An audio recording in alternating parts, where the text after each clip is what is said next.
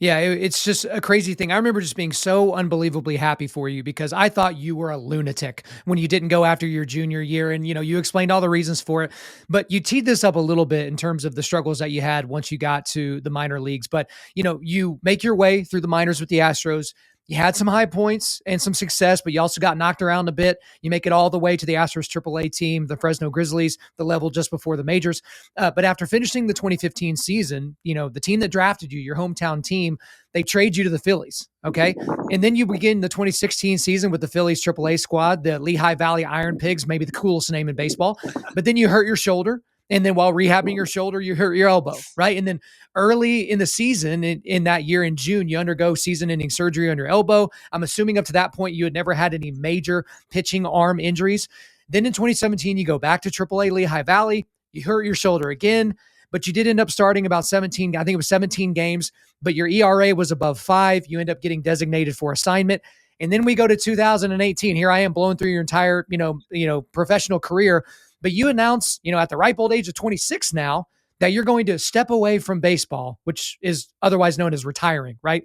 So from number 1 overall draft pick to bust, right? That's the headline. That was actually the headline for somebody. I don't know if it's Bleacher Report or something like that, but number 1 overall pick, a few years in the minors, and then you're done. So take us through that entire process of going from getting drafted to now you're out of baseball. Gosh, it felt like it was kind of a slow, just like descent from the top in a way. So, it was like only one player every year is drafted first overall. Like it's crazy. Like when I talk about my college career and I talk about the draft and all that stuff, I feel like I'm talking about someone else at times because my career took a very drastic turn. So like in 2014, my first full season, right before the season, I had an appendectomy, and after that, like things just started to like, well, in 2014, like pretty rapidly decline into, oh my gosh, what's happening? Like I remember it was basically the 1 year anniversary of me getting drafted and signing with the Astros, being at the top of my, and 1 year later, I have like a 9 ERA in A ball, and I'm like, what in the world is going on? I had no answers as to why I was bad and why I wasn't playing well. And that's almost more frustrating than like just playing bad in itself. It's like, yeah, obviously I don't want to play, but I'm working hard and I'm not turning over every single stone I can think of to try to figure out, all right, how do I right the ship?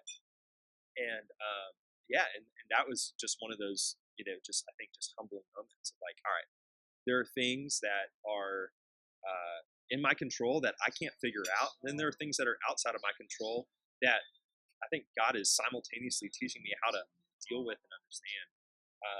And so after the 2014 season, I mean, that was like a fairly from a baseball player's perspective, it's like a fairly traumatic year. Like I get it, we're playing a kid's game, and so like even failures, like you're still getting to go out there, but I mean, when you care about something and it becomes your livelihood and your job, it's like just trying to compare to anyone who's working in the workplace and be like, go from having the best year of your life to literally like trying to do the simplest things and being unable to do it and not knowing why you can't do it. And it was incredibly difficult. And then I think from there that I don't know exactly what's going through the Astros front office and kind of what their plans were, but obviously they wanted to win, and they kind of saw me as like, all right, a really high potential prospect who is really struggling. And maybe, I mean, I assume they were like, well, let's maybe move him to a different organization. Maybe that'll be good for him, and we can still get some value out of him. And so that's why they traded me after the 2015 season.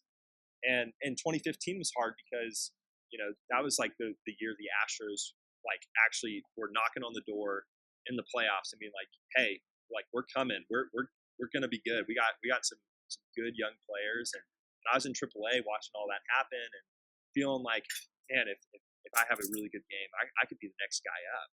And eventually, like there was really no opportunity at that point. And at the end of the season, they ended up trading me.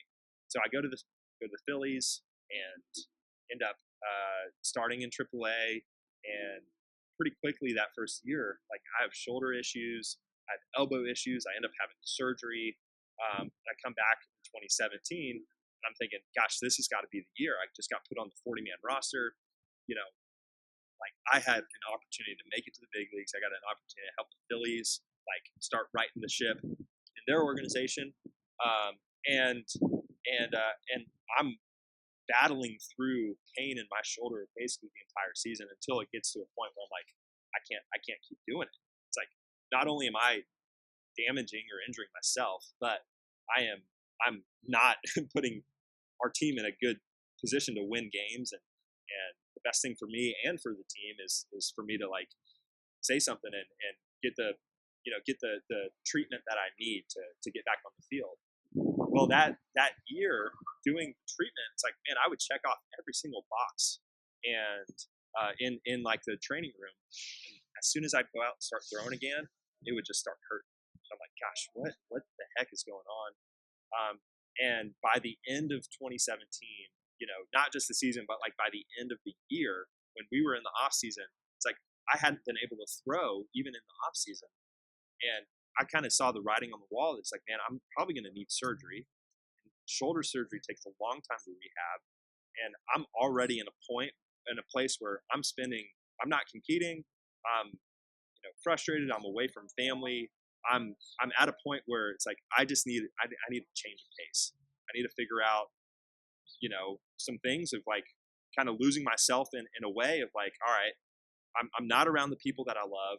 I'm not doing what I love anymore.